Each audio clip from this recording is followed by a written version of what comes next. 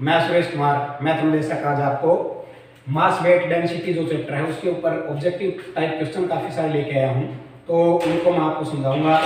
शुरुआत करते हैं। सबसे पहले क्वेश्चन जो है सभी मैंने पहले से तैयार किए हुए हैं, वन बाई वन मैं आपको समझाता जाऊँगा। न्यूमेरिक वैल्यू है तो वो न्यूमेरिक वैल्यू भी आपको बताता जाऊँगा। सबसे पहला क्वेश्चन है कि कम घनत्व वाली वस्तु, कम घनत्व वाली धातुओं का भार होता है। जो ऑप्शन है कम, बी है अधिक, सी है ए व बी दोनों, डी है कोई नहीं, कोई नहीं। क्वेश्चन को समझिए क्या कह रहा है। कम घनत्व वाली जो धातु है उसका भार क्या होता है। कम घनत्व वाली धातुओं का भार कम होगा या अधिक होगा, दोनों तो है नहीं, तो कम घनत्व वाली धातुओं का भार कम होता है, अधिक घनत्व वाली धातुओं का भार अधिक होता है। क्लियर। नेक्स्ट क्वेश्चन,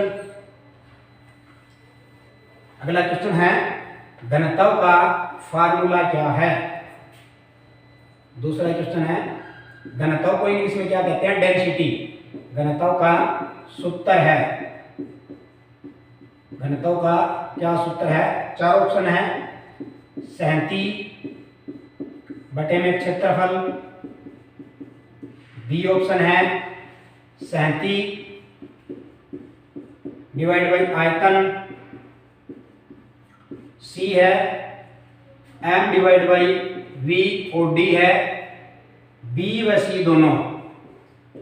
यहां आपको ये देखना है कि राइट आंसर कौन सा है। तो देखिए 37 भाई क्षेत्रफल तो है नहीं, यहां 37 भाई आयतन इसका फार्मूला होता है, लेकिन सी में मैंने क्या पुट कर रखा है, m डिवाइडेड बाई v। यहां पे m किससे डिनोट हो रहा है, मास से, v वॉल्यूम से, तो दोनों ही है। m फॉर मास हो गया 37 होगी, v फॉर वॉल्यूम मतलब आयतन हो गया, तो b व c दोनों ही इसके रहेंगे। यहां पे अगर आप मास डिवाइड बाई वॉल्यूम रखो वो भी सही है, मैंने शॉर्ट में लिख दिया m divided by v। Clear. तो दोनों ही हैं ये 37 बाई आयतन। नेक्स्ट क्वेश्चन है आपेक्षिक घनत्व की इकाई है। आपेक्षिक घनत्व की इकाई, आपेक्षिक घनत्व जिसको क्या बोलते हैं, विशिष्ट घनत्व भी बोलते हैं। क्या बोलते हैं, विशिष्ट घनत्व। और इंग्लिश में इसको क्या बोलते हैं, स्पेसिफिक डेंसिटी।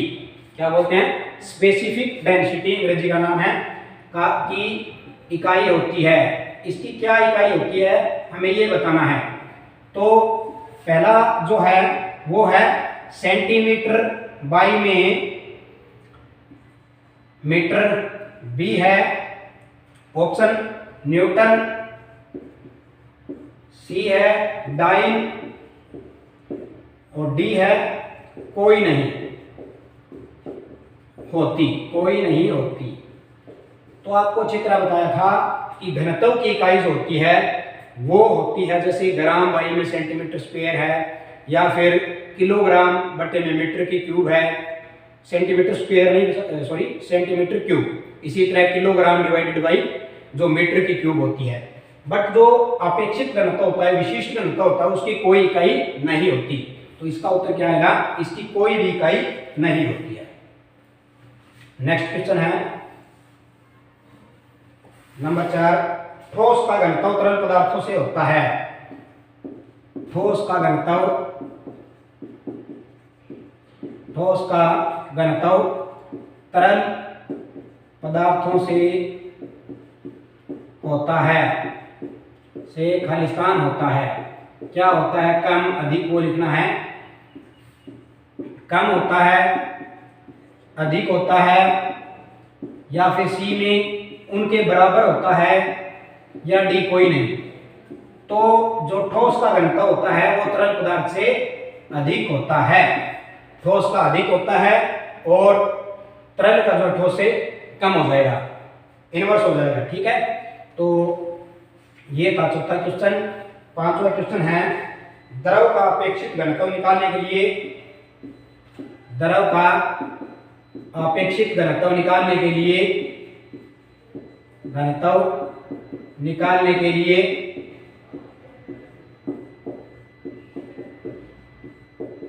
किस का प्रयोग किया जाता है?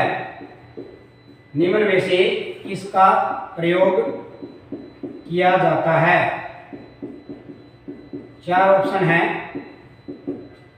पहला है बैरोमीटर, दूसरा है थर्मामीटर, तीसरा है हाइड्रोमीटर और चौथा है हाइड्रोमीटर के बाद है कैलोरीमीटर। तो किसका प्रयोग किया जाता है भाई? कैलोरीमीटर का प्रयोग कब करेंगे हम? जब हमें ऊष्मा को मापना होगा।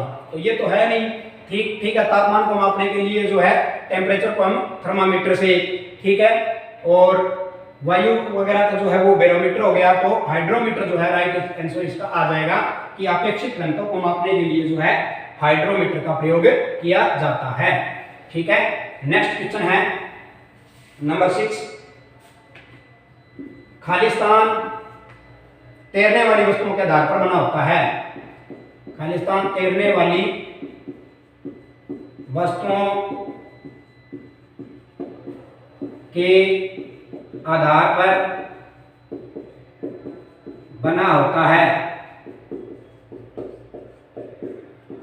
निम्न में से क्या कह रहा है कि कौन सा है जो तैरने वाली वस्तुओं के आधार पर बना होता है? 4 ऑप्शन है। पहला है थर्मामीटर, दूसरा है निमज्जन हाइड्रोमीटर,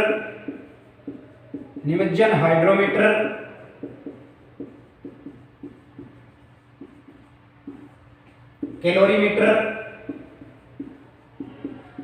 और लास्ट है लेक्टोमीटर।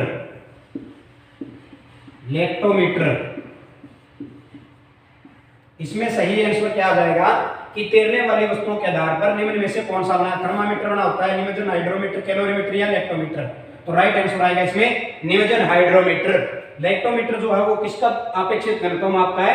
दूध का अपेक्षित घनत्व मापने के लिए हम किसका प्रयोग करेंगे? लेक्टोमीटर का। ये याद रखना, ठीक है। तो ये क्वेश्चन जो है छठा था। नेक्स्ट क्वेश्चन देखिए नंबर 7। यदि किसी ठोस का हवा में भार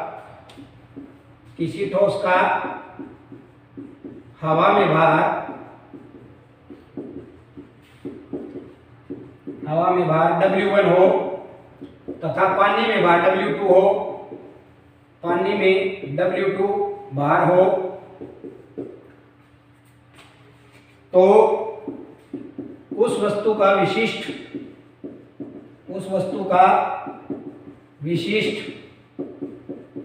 घनत्व क्या होगा? ऑप्शन देखिए, फार्मूला हमें बताना है। पहला है W1 में W1 प्लस में W2, दूसरा है W1 plus W2 divide by W1, तीसरा है W1 divide by W1 minus W2 और D है W1 minus W2 divide by W1। यहां पे आपको देखना है कि इसका राइट आंसर क्या है। तो इसका राइट आंसर क्या आ जाएगा? W1 divide by W1 minus W2। कैसे आएगा? क्योंकि हवा में भार हो गया W1 और ये W1 माइनस W2 कैसे आया है कि इसके भार में कितनी कमी आई? वो W1 माइनस W2, क्योंकि ठोस जो है पानी के अंदर जब जाएगा उसको डुबोते हैं तो उसका कुछ वेट जो है कम हो जाता है। वो कितना कम होता है वो इसमें से हम इसको माइनस करेंगे तभी हमें पता चलता है। ठीक है। तो यहाँ क्या आ जाएगा? ठोस का हवा में भार डिवाइडेड बाई उसके भार में हुई कमी कब होगी? जब इसमें से ये घटेगा। ठीक है। तो ये इसका फार्मूला बनेगा। नेक्स्ट क्वेश्चन है, इसको मैंने जो न्यूमेरिकल वाली वीडियो उसमें भी बताया था, पार्ट 2 में भी बहुत अच्छी तरह समझाया था। क्वेश्चन नंबर 8 है, एमकेएस प्रणाली में मीटर किलोग्राम वाली जो है सेकंड, उसमें एमकेएस प्रणाली में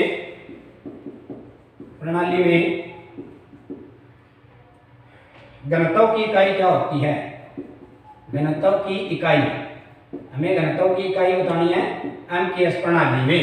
ठीक है। ए है ग्राम बटे में सेंटीमीटर स्क्वायर, बी है ग्राम बटे में मीटर स्क्वायर, सी है किलोग्राम बटे में मीटर स्क्वायर और डी है किलोग्राम बटे में मीटर की क्यूब। तो यहाँ सही आंसर क्या आ जाएगा, m के इस प्रणाली में घनत्व की इकाई, मैंने आपको बताई कि घनत्व की इकाई होती है, अपेक्षित घनत्व की इकाई नहीं होती।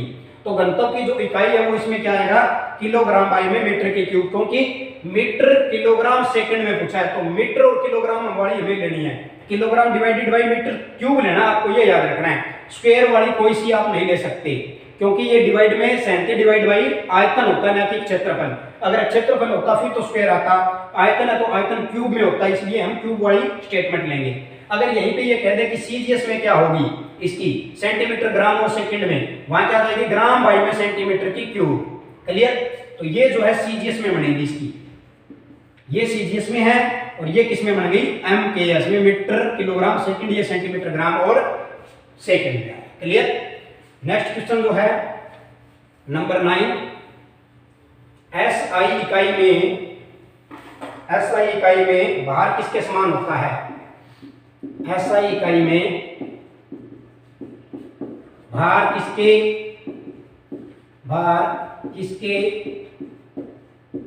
समान होता है।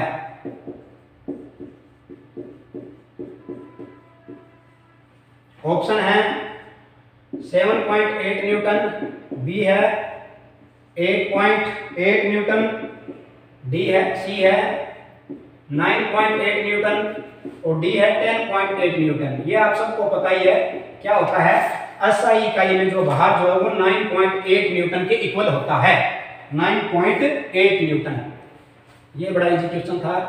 नेक्स्ट क्वेश्चन जो है नंबर 10, न्यूमेरिक है 148 ग्राम पारे की मात्रा का अपेक्षित घनत्व, जो स्पेसिफिक डेंसिटी होती है, अपेक्षित घनत्व 14.8 ग्राम बाई में सेंटीमीटर क्यूब है। तो पारे का आयतन याद करें, पारे का आयतन याद करें। ठीक है, इसमें जो ऑप्शन है वो है 0.1 सेंटीमीटर क्यूब, पॉइंट यहाँ, बी जो है 1.0 सेंटीमीटर क्यूब, सी जो है 10 सेंटीमीटर क्यूब और डी है 100 सेंटीमीटर क्यूब। यहाँ आपको सही आंसर देखना है। इसके लिए आपको क्या पता होना चाहिए, इसका फार्मूला पता होना चाहिए। कैसे निकालोगे आप, अपेक्षित घनत्व का फार्मूला क्या होता है, देखिए, अपेक्षित घनत्व इक्वल टू 37 बटे में आयतन। ठीक है, अब हमें क्या निकालना है, यहाँ पे आयतन हमें निकालना है, घनत्व अपेक्षित घनत्व हमें दिया हुआ है और पारे की मात्रा मतलब 37 भी हमें दी हुई है। हम क्या करेंगे, आयतन को इस तरफ ले आएंगे, आयतन बराबर में यहाँ क्या आ जाएगा 37 और ये इधर आ गया, ये इधर आके नीचे आ जाएगा, ये ऊपर चला जाएगा, तो अपेक्षित घनत्व आ गया। ठीक है, हमें ये वैल्यू पुट कर देनी है, बस वैल्यू आ जाएगी। तो वॉल्यूम, आयतन का मतलब वॉल्यूम बराबर में 37 कितनी है देखना आप, 37 है 148 ग्राम, बाहर हो गया, डिवाइड बाई अपेक्षित घनत्व है ये, sorry gram divide by centimetre की क्यूब। यहां सबसे पहले आप ग्राम से ग्राम कैंसिल कर दो, हो गया कैंसिल, फिर पॉइंट को खत्म कर दो। इस पॉइंट को खत्म करेंगे, एक के बाद दशमलव था, डिवाइड में क्या आ गया 10। इस 10 को हम क्या करेंगे, ऊपर लेके जाएंगे, क्योंकि मल्टीप्लाई में करेंगे तो ये कहां गया, इसके ऊपर आ गया, यहां से कैंसिल होके मल्टीप्लाई में आ गया 10 ऊपर। ठीक है, अब देखिए कितना आया, 148 जो है उसको 148 से 148 कैंसिल हो गया फिर। ठीक है, ऊपर क्या बचा है, 10 बचा है, और क्या बचा था, सेंटीमीटर की क्यूब। इतनी ही वैल्यू बची है, बाकी एक दूसरे से कैंसिल हो गई, ग्राम से ग्राम कैंसिल हो गया, 148 से 148 हो गया, क्योंकि यहाँ पॉइंट था वो 10 लेके ऊपर आ गया है। हमारे पास क्या बचा है, वैल्यू जो 10 सेंटीमीटर की क्यूब बची है। जहां भी ये वैल्यू है वो आपका उत्तर है। ये थे मास, वेट और डेंसिटी पे ऑब्जेक्टिव टाइप क्वेश्चन। उम्मीद करता हूँ आपको अच्छी तरह समझ में आए होंगे। अगर ये वीडियो आपको अच्छी लगी हो तो इसे लाइक करें और शेयर करें। Thank you so much.